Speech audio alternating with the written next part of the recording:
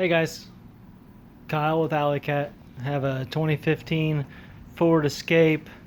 This one had the 4.2-inch screen up here, CD player. Of course, this has factory backup camera, and I was able to use the factory camera signal from behind the screen.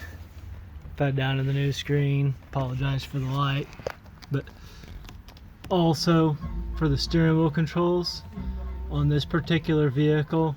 If you're using some of the Metra parts, it's shown to go to the CAN bus wires behind the radio, but on this particular one I was able to go behind the screen. There's two wires that you'd use where you ground one and then use the other into the steering wheel and control input of the Sony, and you could self-program. Not all units would allow you to do that, but with the Sony you'd be able to do that. So on this unit, did not necessarily need a steering wheel control module for that particular thing. And the main reason I'm going to show you this video is reverse wire, because you're grabbing the camera, you're feeding signal this, but I'm pretty sure, I didn't even check up there, the CAN bus probably turns that into the reverse on the screen up there. If it doesn't, if it's an analog signal, shame me for not checking to see if there's a 12-volt switched. But we'll just go around to the other side where I grabbed in the passenger panel where the wires run down. I'm going to grab an ignition wire to turn my radio on off at the fuse panel.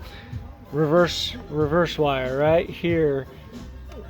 It's hard to tell in a recording, but it's a green with a brown stripe, and this bundle right here, and parking light. So I have dimmer for the radio in this green plug.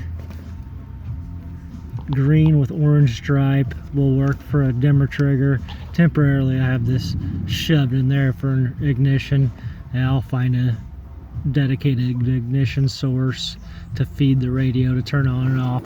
So with this particular vehicle, the only real install parts that I actually needed through Metra with the 4.2 screen on this year was the dash kit that gave me the hazard switch and a 5524 radio harness.